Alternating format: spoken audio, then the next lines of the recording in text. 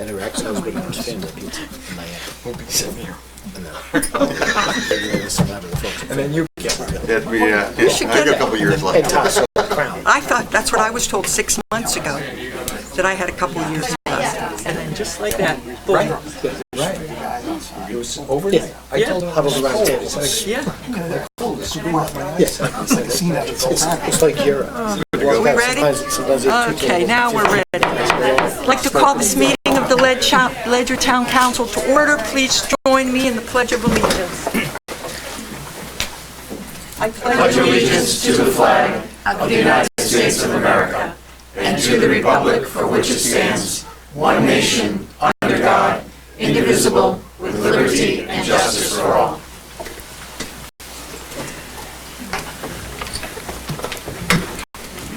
Roxanne, would you please call the roll?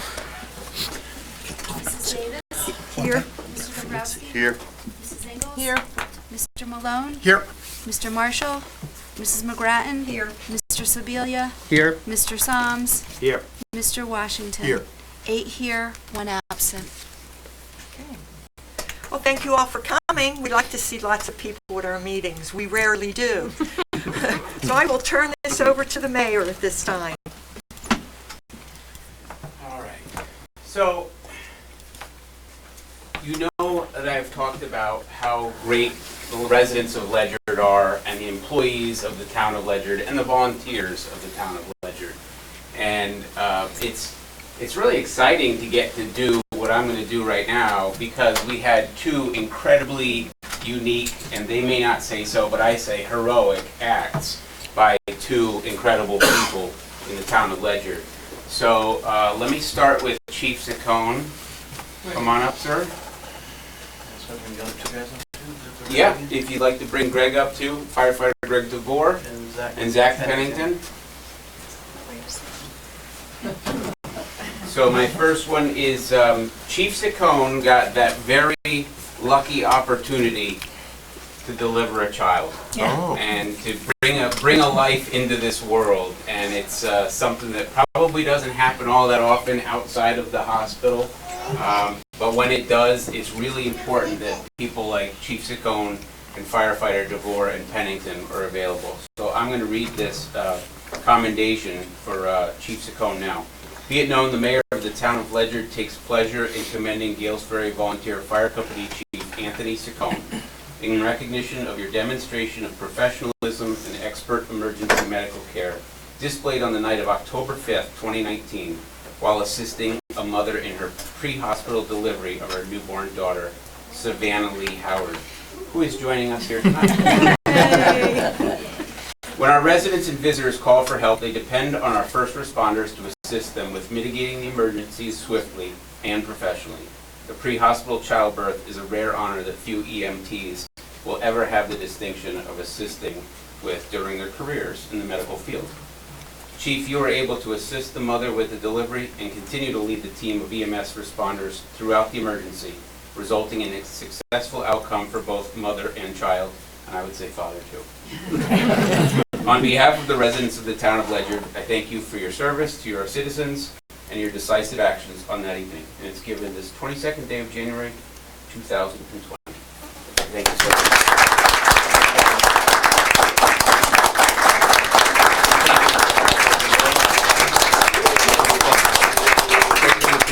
So just a quick note here. So our volunteers and our full-time firefighters on a regular basis, when the tone goes off, we don't know what we're getting. It could be 5 days or 4 days prior to this. Unfortunately, we had a CPR call with a person who was terminally ill and unfortunately passed away. Fast forward 4 or 5 days later, we bring life into life. So it's pretty exciting. We get the extremes of in our field. We get the 2 extremes. But this is the pinnacle of what we want to do: save a life and bring a life into the world. Thank you, gentlemen.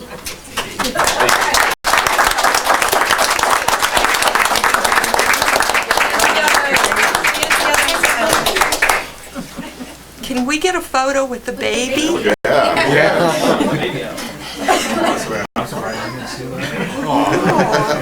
What a great idea, Liz. There you go. Oh.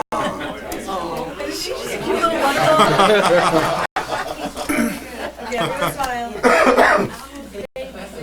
Baby's going, what in the world is going on? Just letting you know you keep her for the night now. They'll be calling you Dad's at in for it. 2:30 in the morning.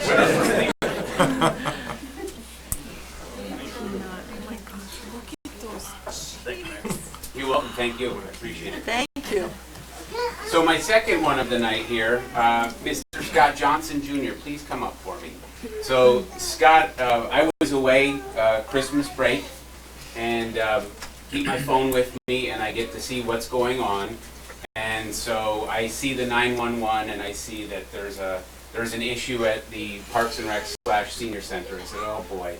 And then you see more of that 911, and it's alarming. And I'm sure that was alarming for me from 1,000 miles away. Scott was right here on the scene, and thankfully for Scott, Scott had an opportunity to step aside to make a phone call and wait for help to arrive. But that's not what Scott chose to do. Scott chose to get involved immediately, start working it, and make the phone call. So with that, Scott truly saved a life that day. So I will now read Scott's commendation. Be it known, the mayor of the town of Ledyard takes pleasure in commending Scott Johnson Jr. On December 20th, 2019, the Ledyard Senior Center held its annual Christmas luncheon. Mr. Johnson was sitting next to a gentleman that exhibited signs of choking. As the gentleman showed no signs of breathing, Mr. Johnson immediately... Unfortunately, this happened to me and my wife. We were harassed after the meeting. Not only by citizens, but board members on why we voted the way we did. And that kind of gives a bad taste, you know, both in my wife and my mouth on getting involved in the town. So going ballot-wise, it gives a little privacy on how you want to vote. So maybe next time we, think about going ballot and thinking about those key things. That's all I got. Thank you. Mr. Liam came to the last meting. Yeah, And- unfortunately I was working. I couldn't. No, that's fine. And just so you know, I take the blame on that. Would I make a different decision next time? Perhaps. I basically was trying to save everybody about an hour. Yeah. And I did say very strongly, and I'll say it again, had the vote been even the slightest bit close, I would have certainly gone to a paper ballot. But I That's about it. and they said that you thought that it may have been the first time it's been painted since the... 86. Yeah. So it looks much better. I did take a look at it today. They're doing dinners, they're doing movie parties, game nights. Oh, it's just awesome. They're doing a great job. It's really nice to see. Okay, report of the mayor. Okay. So dovetailing into one of Councilor Salm's comments about cybersecurity, that is at the front of our minds right now. A number of things have been going on, but one of the more recent ones that was fairly disturbing, there was a cyber attack in a municipality in Texas on a Board of Education computer system where they sent an email, somebody clicked unsuspectingly on that email, and it allowed the hackers to gain access to their bank accounts, and they siphoned $2.3 million out of their accounts over the weekend. So we are stressing everybody, if it's questionable, whether it looks legitimate or not, or you're not expecting something, just don't even open it, and let's get it to MIS and make sure we don't end up like the Texas community. That's a sinking fund. That would be that is a sinking fund. Yep, it sank over the weekend. Avalonia is finally closing on the Atkinson-Durham parcels next week, so the funding that you all agreed to out of the open space accounts is finally going to be dispersed for both those properties. So that's a huge addition for open space and active recreation down there too, for mountain biking and more. Avalonia is also working on an additional 100-acre purchase in Ledyard. They're going to be looking for 10% of the appraised value on that, which is about a $27,000 ask. It's something that we can discuss and negotiate on at another meeting. But I would tell you that right now our open space account has about $162,000 in it, so we're in pretty good shape on that.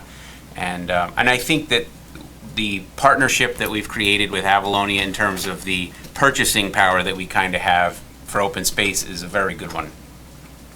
As you heard tonight from our senator and representatives, I attended the COG Legislative Committee meeting on Friday morning. That was to roll out the plan to a number of representatives and senators in the room. And some of the things were met well, some were not. Like the bottle bill, as an example, surprisingly, was not met with a lot of enthusiasm. And one of the points that I had made on that, because a lot of you have probably, Councilor Ingalls, I know you've done this, roadside cleanup, as almost everybody has. The number of cans and bottles and mini liquor bottles that we pick up in a short stretch of road is absolutely shocking. And so the point that I made was, you know, the refund right now is a nickel.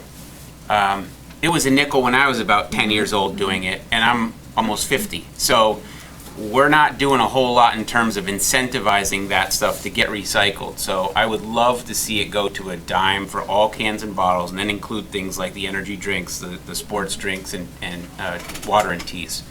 So I think that hopefully we can push that a little bit this year. I'll show you this quick. These socks and this tie, that represents rainbows and unicorns. So we started the budget work today. So, so when department heads came in, I show them my rainbow socks and my unicorn tie, and I say, just remember, the money doesn't grow on trees. There are no rainbows and unicorns, so keep that in mind as we start the year. So we started our department heads are coming in now on a daily basis, and we're working through those budgets so we can brush them up, pare them down, and have them ready to go for the Finance Committee in the not too distant future. Grand list valuation is up 0.47%. It was up 0.63% last year, so it's down a little bit. The increase is down slightly. It's up $5.2 million. Our largest gain for the year was through permits and new certificates of occupancy, which represented $3.5 million of value. The largest single reduction we had was the Mashantucket tribe took a lot of acres of their land and put it into the farm and forestry designation, which is an 80% reduction in taxation, and that was a $4.5 million reduction. So that one kind of hurt. As Councilor McGrattan indicated, the census is coming up very quickly. That will be, their cards will be mailed out. I believe it's on April 1st or March 1st. I believe the cards come out, and in April it opens up. But we need to do a better job. I think Councilor Ingalls had indicated how poorly the response rates are in Connecticut. So we need to do a better job, because that also translates to federal funding that comes our way. The Events Magazine deadline is on February 18th, so if the council would like to get anything in there, or for the food pantry or anything else, please keep that date of February 18th in mind. The last piece on that is that we had a really great photo on the first edition, and we are looking for, doesn't have to be a resident, but somebody that has taken a picture of something in Ledyard that is you know, visually appealing, that would be on the cover, and they will get credit for that in the inside cover of the magazine. So keeping in mind this will be a March, April, May type of edition, so a spring picture would be really great.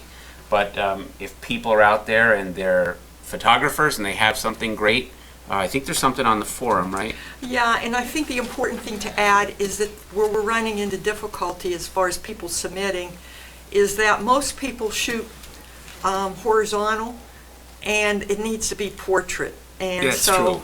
Yeah. that's what the dilemma seems to Yeah. be as far as what I've been seeing Okay. people post. So we'd have to crop something if we needed to, if it was Yeah. that way. Okay, and then the last thing I will share, as engineers go, and I know there are a number of engineers in the room, it's a love, and maybe love a little less sometimes, relationship with engineers. But here's where I really love them. Ouch. I asked Steve Maslin, I really do love you all. I asked Steve Maslin, I said, Steve, where are we after this most recent storm? Where are we with the budget? And within 5 minutes, Steve was at my desk. And you will see this graph. I know it's at a distance, but it includes 5 different versions of what the projections could be, including actual, historic projection, best fit, linear meteorological, and linear calendar. So Is there a unicorn visit in there? this guy takes his snow operations very seriously. So the good news is, on snow overtime, we have consumed 40% of the budget on snow overtime already, 26% of the meals, and 48% of our salt. So as you can imagine, we haven't had a lot of snow, but they have had to go out and salt roads when they're icy. So I appreciate Steve's efforts, and he, when it comes wintertime, he obviously does a great job of keeping up with those expenses. And that's it for tonight. So, any questions for the mayor? Yes. Just real quick, is there census messaging planned for the next events? Yes, so I have the Northeast Regional Census person is coming into my office either next week, I think she's the beginning of the following week, and she's going to come equipped with what they would like to see us get out there. There will be a number of opportunities, so people can complete the census at the libraries. The libraries have also put in for a grant, which I am very confident they will receive, which will include a couple laptops and some funding for some additional time, so that one of their part-timers can go out with the laptop and into, say, the senior center and gather census data there for people or with people. So yeah, there will be a message coming forward, because I'd love to see Ledyard be one of the stronger Eastern Connecticut towns in terms of doing you know how data is. It's garbage in, garbage out. We don't want the garbage in. We want quality in, so we have something that is measurable. Yes. Anyone else? I thought you had your hand.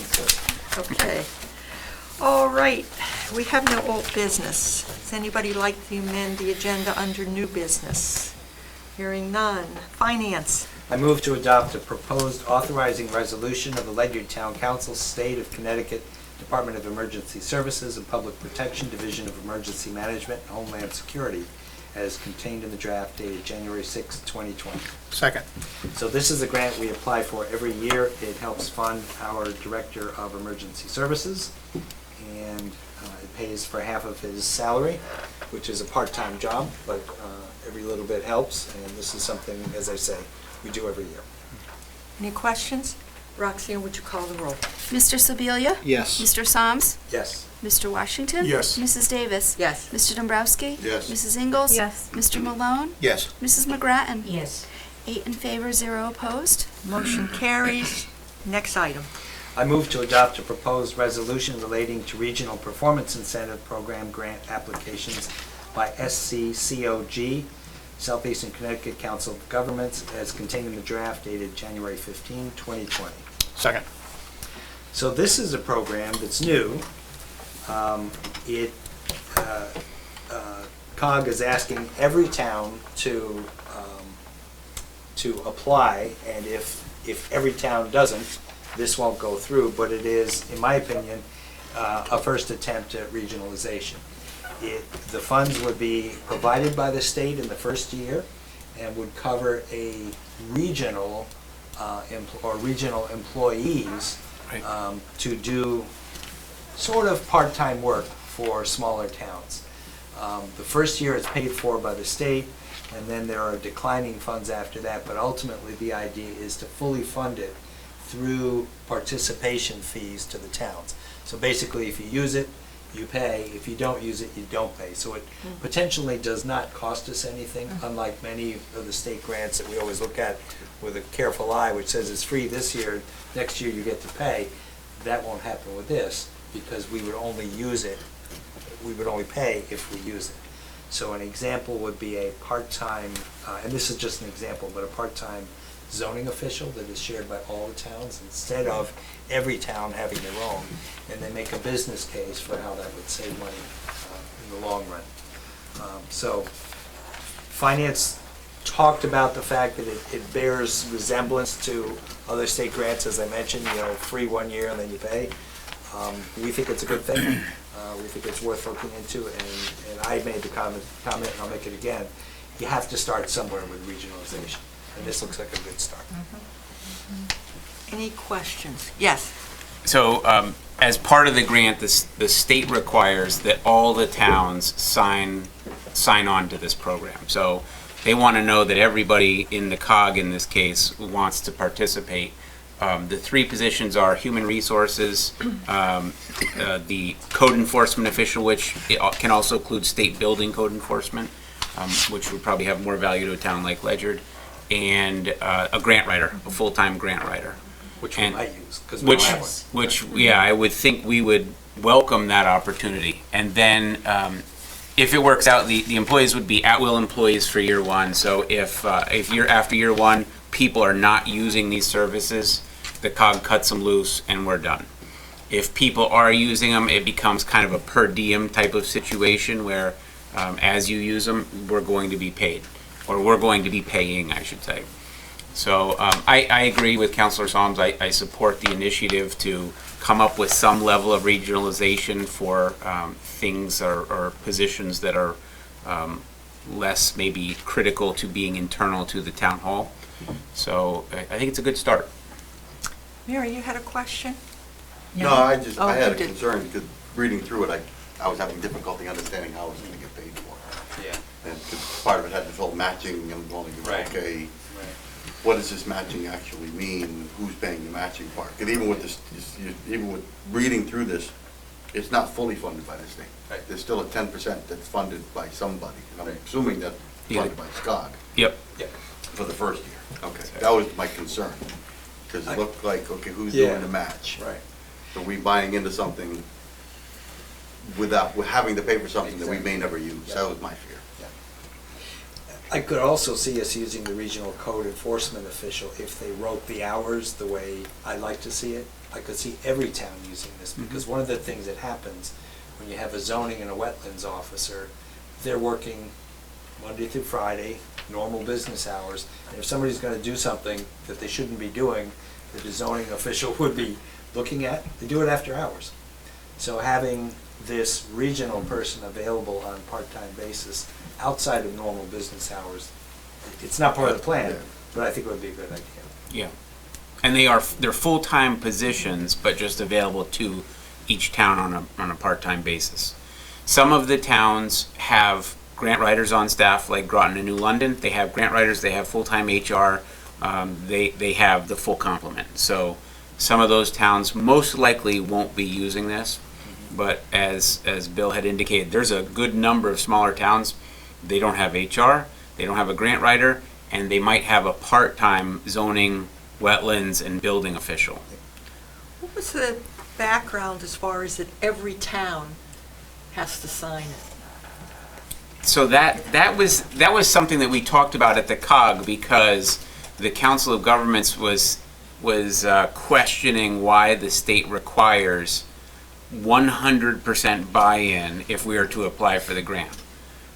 And Jim Butler, the executive director, never got an answer from the state as to why. It's just, that's what they do.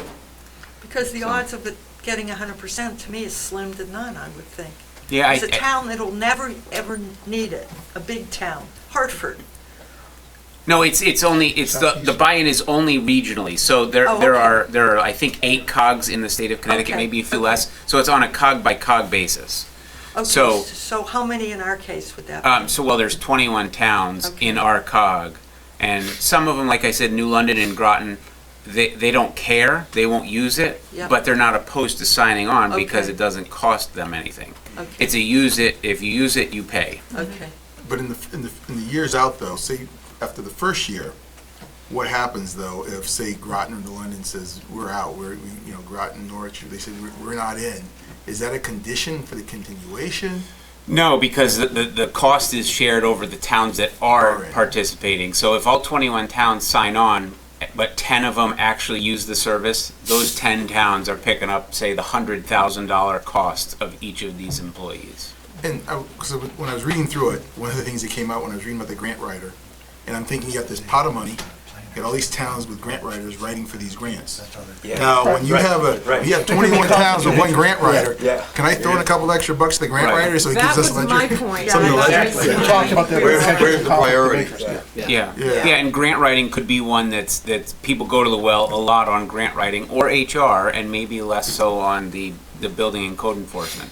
And as Mike had just indicated too, Mike Cherry, the planners that the Council of Governments have now, that's the exact model they use now, where they provide planners to, not Brooklyn, Lisbon, Franklin, Sprague, a bunch of smaller towns, Basra, they do that very same thing, where it's just a fee-for-service type of situation, because those smaller towns don't want to carry, say, a $70,000 plus salary for somebody that, a town like that has 3,000 or 4,000 people.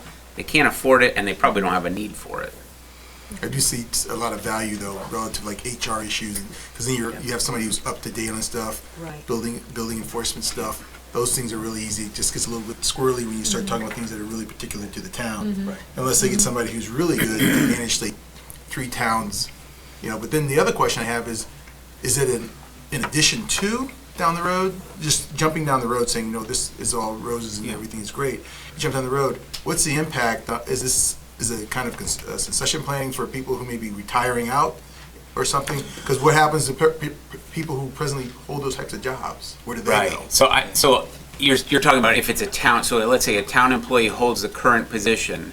These 3 new employees will be COG employees, not town affiliated. I suppose what could happen is, let's say Groton's HR staff member retires. It's possible that the staff that's hired by the COG says, hey, I want to go work for Groton, and I know I've got guaranteed work over there and a pension or whatever else. They could easily jump ship, at which point the COG would have to backfill that slot again. And it happens. I mean, we've done the same thing. Yep. Okay, so we're, It's just the first step. We don't know. There's a lot of variables. That's it. Yeah, we did. When Charlie Carno retired from the town of Ledyard, I explored that as an option with the COG of using one of those part-time planners. But ultimately, Jim had said, and sitting with staff, he said, the town of Ledyard isn't exactly one of the small towns that we provide service to on the planning level. So the smaller towns are those 2,000 to 5,000 to 6,000 type of populations, and as we're almost 15,000 and we've got a couple larger projects on the horizon, we do need that full-time person, and we probably could, with some of the projects that are coming up, we probably could use somebody like a building code official to assist Randy Dalton in those inspections. So it seems the idea of regionalization is kind of like long overdue on all the ends, certainly. are you ready to vote? Roxanne, would you call the roll? Mr. Soms? Yes. Mr. Washington? Yes. Mrs. Davis? Yes. Mr. Dombrowski? Yes. Mrs. Ingles? Yes. Mr. Malone? Yes. Mrs. McGrattan? Yes. Mr. Sebelia? Yes. 8 in favor, 0 opposed. Motion carries. Without any further business, I'll entertain a motion to adjourn. So moved? Motion's made and Second. seconded. This meeting is adjourned. You understand that process fully when you try to get a permit in the town of Franklin. And the zoning enforcement agent is in from 5 to 7 Thursday. I probably shouldn't have done that, but. Yes. Would you hand all of this to Roxanne? Roxanne, I'm giving you the audit back. Okay.